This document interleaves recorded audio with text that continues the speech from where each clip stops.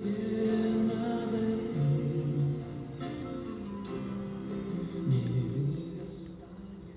saludo para todos mis hermanos en la fe de nuestro Señor Jesucristo. Ministerios Edificar le da la bienvenida una vez más a esta serie de estudios con relación a la doctrina de la salvación.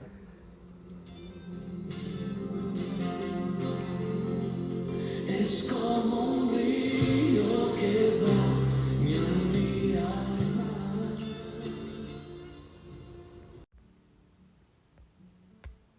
Bien, amados hermanos, continuamos con nuestro estudio acerca de la doctrina de la gracia. Para hoy tenemos el punto 5, que corresponde a la gracia y su implicación integral. La gracia y su implicación integral. Según la gracia de Dios, la salvación se podría definir como el favor que Dios le concede al pecador a fin de bendecirlo con el perdón, la reconciliación, la justificación, la santificación, la glorificación y la vida eterna. Esto gracias y únicamente y exclusivamente al sacrificio expiatorio de nuestro Señor Jesucristo. Así que 3 implicaciones con relación a esta verdad, con relación a esta gloria de la redención y de la salvación. 3 implicaciones. Número 1, la gracia de Dios es un favor de Dios, un regalo de Dios, algo que Dios otorga al ser humano, no porque lo merece, sino porque a Él le place otorgar. Número 2, la salvación es un don de Dios. La salvación es un don de Dios. Y número 3, la fe también es don de Dios y virtud de la gracia salvadora. Entonces, número 1, la gracia es un favor de Dios. Número 2, la salvación como don de Dios. Número 3, la fe como don y virtud de la gracia salvadora. La gracia es gloria de la salvación y el conocimiento de esta gloria produce fe para creer en la obra de Cristo, a fin de que la experiencia del que por gracia ha sido salvo, por medio de la fe, se afirme en la verdadera vida en Cristo Jesús, es decir, en ese nuevo camino que el Evangelio presenta para el pecador. Muchas personas consideran que la salvación o la vida en Cristo es ser parte de una religión. Muchos consideran que esa vida en Cristo se basa en ser parte de una membresía eclesiástica. Consideran que ser cristiano es estar registrado a esa membresía de una iglesia local o de una comunidad local, en donde domingo a domingo se llega uno al templo, comparte con los hermanos, escucha la palabra, da su ofrenda y se despide. Y lo convierte en una rutina de cada fin de semana. Posiblemente en el medio de la semana uno que otro tanto. Pero la vida cristiana no es religión. El cristianismo no es una religión.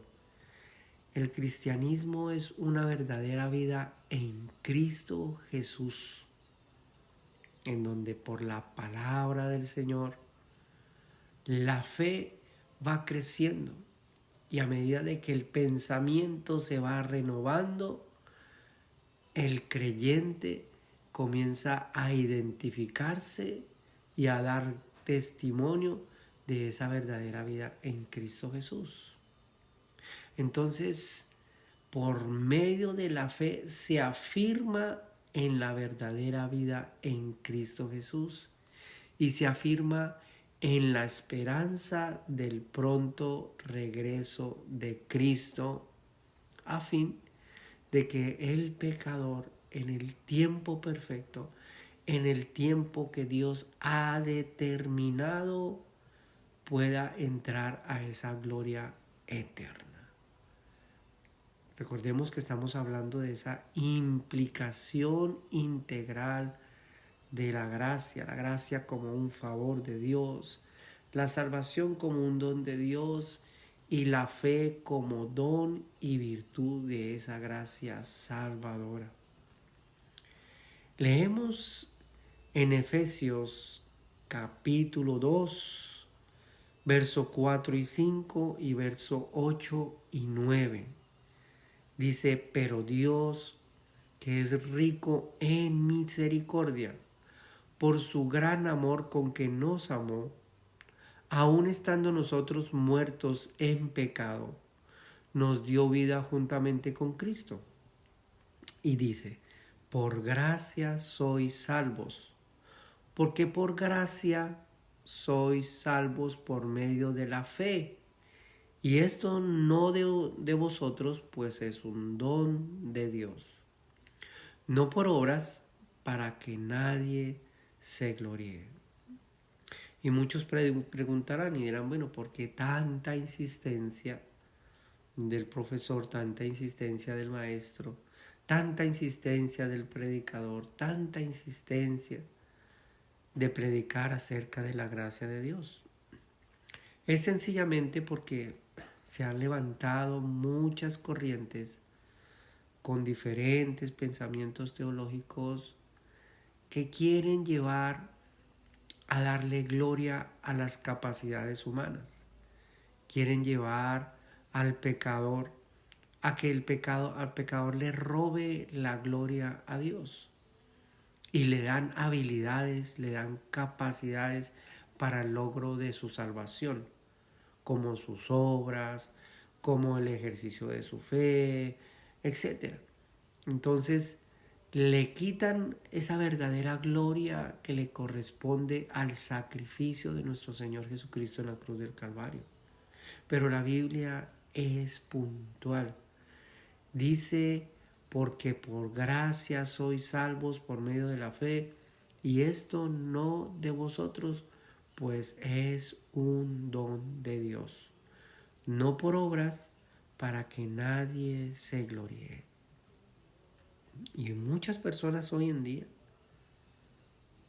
se glorían, se exaltan a sí mismos de que sirven, de que tenían una vida pasada posiblemente bien sometida al pecado, a la lujuria, a la injusticia, y ahora se enorgullecen de que han podido cambiar su vida.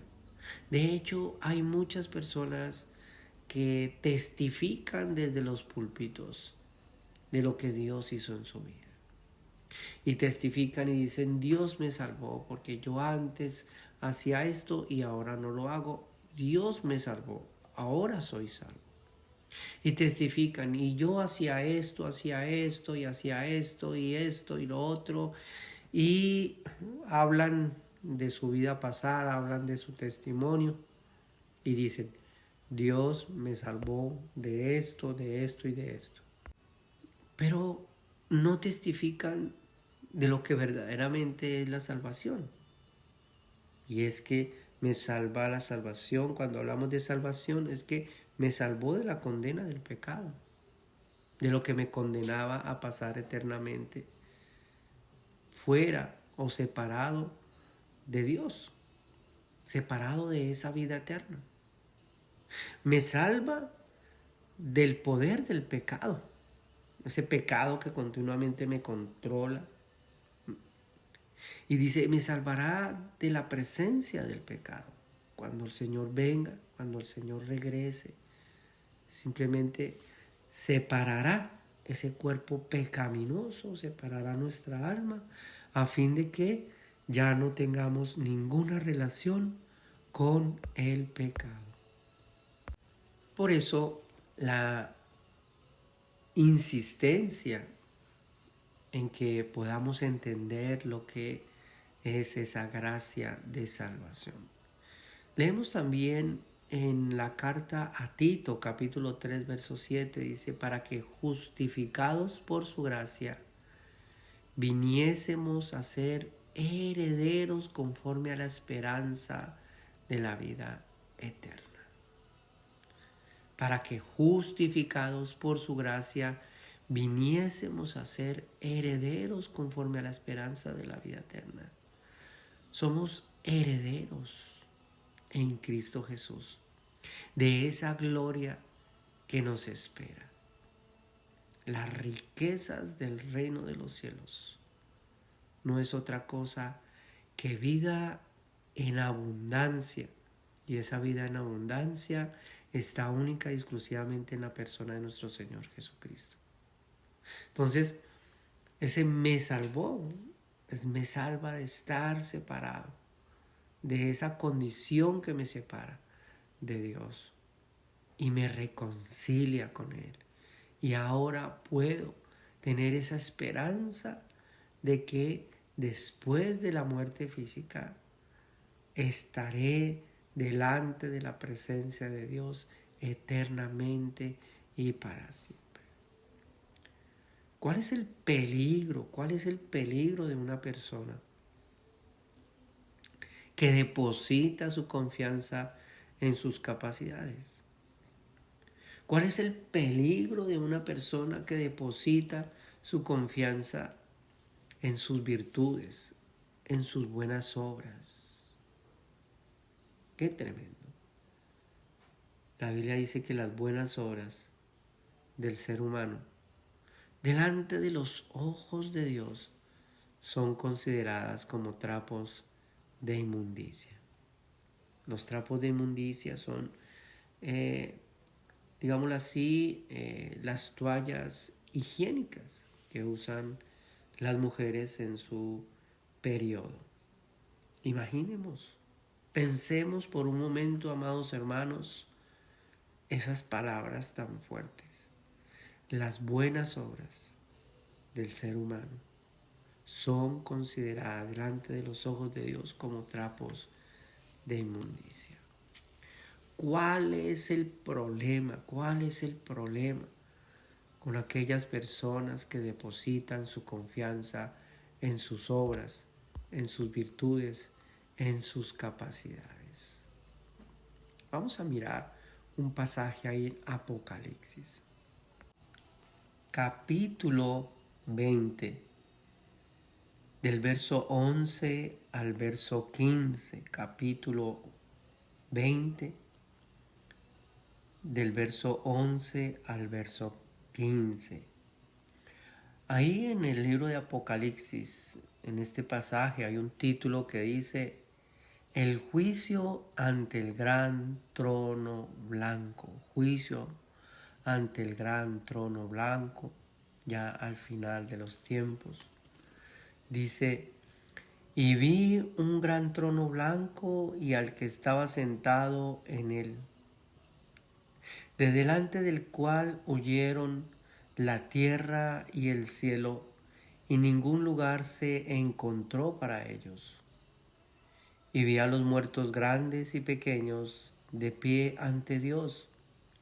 Y los libros fueron abiertos, y otro libro fue abierto, el cual es el libro de la vida.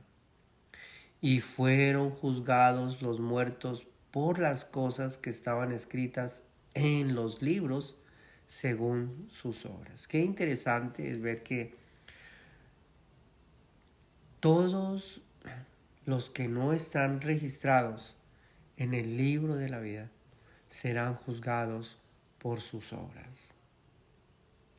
Sigue diciendo, y el mar entregó los muertos que habían en él, y la muerte y el Hades entregaron los muertos que había en ellos, y fueron juzgados cada uno según sus obras. Dice, fueron juzgados cada uno según sus obras. Y la muerte y el Hades fueron lanzados al lago de fuego. Esta es la muerte segunda. Y el que no se halló inscrito en el libro de la vida fue lanzado al lago de fuego. Muchas personas dirán, pero bueno, Dios es injusto. No, Dios es justo. Y Dios juzgará a cada persona que ha depositado su confianza en sus obras. Por eso, las buenas obras del ser humano no llenan los requisitos, no llenan el criterio, no llenan las demandas, no satisface las demandas que Dios exige para que una persona pueda ser salva. Entonces, ¿qué le han enseñado a muchas personas? ¿Qué nos enseñaron posiblemente en el inicio de nuestra vida cristiana?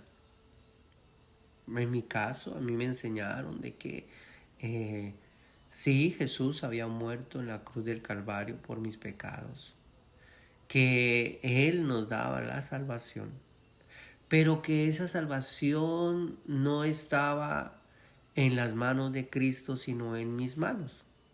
Estaba en mi comportamiento, estaba en mi fe, estaba en mis decisiones, estaba en mis obras, y si realmente mis obras eran buenas, entonces yo me iba para el cielo. Si mis obras eran malas, entonces yo no me iba para el cielo. Entonces, que todo dependía de mis obras. Y es ahí en donde, cuando leemos, cuando estudiamos la escritura, cuando estudiamos la palabra, nos damos cuenta de que no depende la salvación de mis obras. No depende de mis capacidades, sino que todo depende de la obra expiatoria de nuestro Señor Jesucristo. Todo depende de lo que Él hizo, de ese sacrificio, de su muerte y de su resurrección. Todo por eso dice, por gracia sois salvos por medio de la fe, y esto no de vosotros, pues es un don de Dios, no por obras, para que nadie se exalte a sí mismo. Y las personas que confiarán o que confían en sus buenas obras, sencillamente van a ser juzgados por esas obras. Pero las personas que han puesto por la fe esa confianza en Cristo Jesús, sencillamente son aquellas personas que están registradas en ese libro de la vida, y serán salvas sencillamente por la virtud, la capacidad y la obra de Cristo, y no por las personales. Por eso dice, para que justificados por su gracia viniésemos a ser herederos conforme a la esperanza de la vida eterna. Y aquí yo sé que muchas personas se hacen esta pregunta cuando uno de pronto está compartiendo acerca de esta doctrina, o está dando un mensaje, un sermón, una predicación acerca de la gracia. Surge esa pregunta y dice, bueno, entonces si el Señor ya me salvó y no es por mis obras, pues entonces voy a pecar todo lo que pueda. Voy a hacer las cosas malas porque igual No depende de eso. Y está bien, está bien. No depende de nuestras obras. Pero la persona que ha sido salva quiere decir que la persona ha pasado de muerte a vida. La persona que ha sido salva quiere decir de que su pensamiento ha sido renovado. La persona que ha sido salva es una persona que ha recibido la presencia del Espíritu Santo como sello de su salvación y como garantía de su redención. Entonces, una persona que verdaderamente ha sido salva es una persona que por naturaleza, por esa unión con Cristo, es una persona que se santifica. Es una persona que degusta de las buenas obras. Ahora, degusta de las buenas obras no para ser salvo, sino porque ya es parte de esa gloria de redención. Entonces, una persona que dice que es salva, que dice tener fe en Cristo Jesús, pero que su vida está comprometida con la injusticia y con el pecado, pues esa persona necesita ser salva. Esa persona, aunque vaya a la iglesia, aunque predique, aunque diga que es creyente, aunque porte una Biblia debajo del brazo, esa persona necesita ser salva. La Biblia dice, por sus frutos os conoceréis. Entonces, el fruto de una persona, ese fruto de santificación, es el que da testimonio de que verdaderamente la persona ha sido salva. Entonces, una persona que verdaderamente degusta de la presencia del Espíritu Santo en su vida, es una persona que por medio de la fe está arraigada a esa esperanza de la vida eterna por el mérito de Cristo. Leemos también en Romanos capítulo 8, verso 28.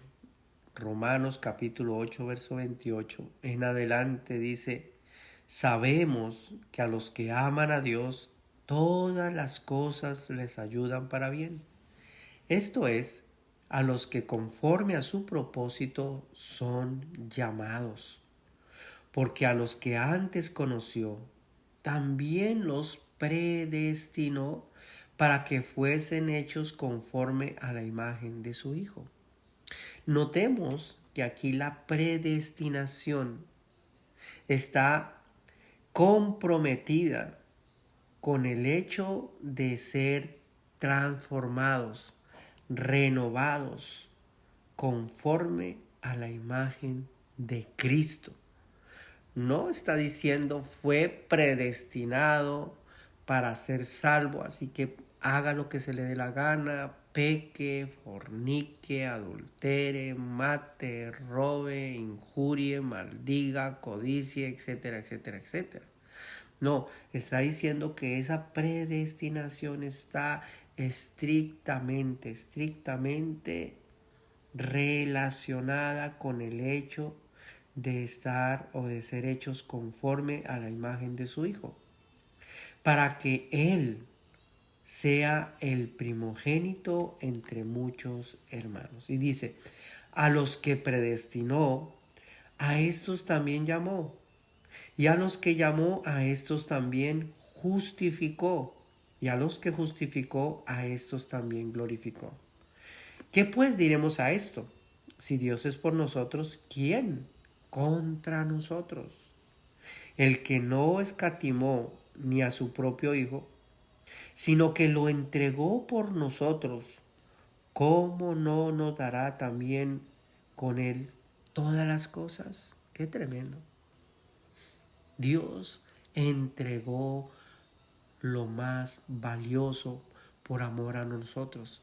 Y si nos entregó lo más valioso, ¿qué no nos dará el Señor? Y dice la Escritura, pregunta, ¿quién es el que condenará? O sea, ¿quién va a poder condenar a una persona que realmente ha degustado de la salvación? Recordemos, amados hermanos, que dentro de las congregaciones o dentro de los templos donde asisten muchos creyentes, hay dos clases de personas. Está el trigo y la cizaña. El trigo y la cizaña prácticamente son idénticos, pero hay una diferencia y esa diferencia lo marca el fruto. Entonces, una persona que ha sido salva verdaderamente, el Espíritu Santo en esa persona lo lleva a que produzca fruto. Por eso dice ahí en el capítulo 15 del Evangelio de Juan, dice que Jesús es la vid verdadera. Dice, separados de mí nada podéis hacer. El que permanece en mí lleva mucho fruto. Entonces, una persona que verdaderamente ha sido salva es una persona que produce fruto. Y dice, ¿quién es el que condenará?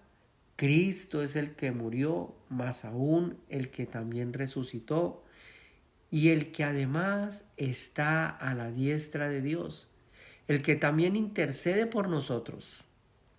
¿Quién nos separará del amor de Cristo? Pregunta y dice, la tribulación, la angustia, la persecución, el hambre, la desnudez, el peligro, la espada. Como está escrito, por causa de ti somos muertos todo el tiempo y somos contados como ovejas de matadero. Antes, en todas estas cosas, somos más que vencedores por medio de aquel que nos amó. Por lo cual estoy seguro de que ni la muerte, ni la vida, ni ángeles, ni principados, ni potestades, ni lo presente, ni lo porvenir, ni lo alto, ni lo profundo, ni ninguna otra cosa creada nos podrá separar del amor de Dios que es en Cristo Jesús. O sea, Dios nos amó en Cristo Jesús y ese amor, cuando una persona recibe ese amor, recibe esa gloria, recibe la misericordia, recibe la gracia, recibe esa salvación, no hay nada que lo pueda separar de Dios. La salvación, amados hermanos, no es otra cosa que esa reconciliación con Dios. Él por amor nos reconcilió, Él por amor pasa por alto el pecado, quita de en medio el pecado a través del sacrificio de nuestro Señor Jesucristo, nos reconcilia, entramos en esa amistad y dice que eso no lo puede disolver nadie. Ninguna persona. Ay, hermano, pero es que si usted peca, sí, abogado tenemos para con el Padre a Jesucristo el justo. Cristo está a la diestra de Dios Padre intercediendo por aquel que ha sido verdaderamente salvo. Entonces, en esa comunión, en esa relación, es que nos pone a nosotros esa gracia de salvación. La salvación redime, la salvación consagra, la salvación transforma, la salvación preserva al pecador para la vida eterna. Qué tremendo. La salvación es eternidad. Es un propósito y es un decreto divino. La salvación es una eternidad, es un propósito y es un decreto divino. Entonces, en el pasado me redime, me justifica. En el presente me consagra y me santifica. Y en el futuro me transforma y me glorifica. Y en el presente no solamente perseveramos en esa vida en Cristo Jesús, sino que también tenemos esa esperanza de la vida eterna. Me redime, me consagra, me transforma, me preserva, me justifica, me santifica, me glorifica, a fin de que pueda degustar de la vida eterna. Esto lo hace el Señor a través de ese sacrificio de nuestro Señor Jesucristo. Por eso, amados hermanos, es de suma importancia que podamos nosotros entender que nuestra salvación es por gracia y que cuando recibimos ese don de Dios, cuando una persona realmente es bendecida con esa gloria, la persona solo puede hacer una cosa, y es darle gracias a Dios, ser completamente agradecido, vivir una vida en gratitud y en obediencia, porque las cosas que yo no podía hacer para el logro de mi salvación, Cristo las hizo por mí, a fin de que yo pudiese en el tiempo postrero estar ahí en la presencia del Señor eternamente y para siempre. ¡Qué hermoso!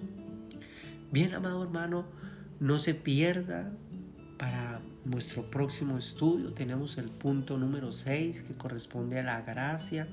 Es la expresión del amor de Dios. Vamos a mirar ahí un puntico bien importante con relación al amor de Dios y vamos a estar ahí en el siguiente estudio. Si este mensaje, si esta enseñanza ha sido de bendición para su vida, tenga la libertad, amado hermano, amada hermana, de compartirlo con otras personas a fin de que puedan también ser bendecidas, edificadas, consoladas, confortadas, transformadas, preservadas por ese mensaje glorioso que emana de la palabra de Dios.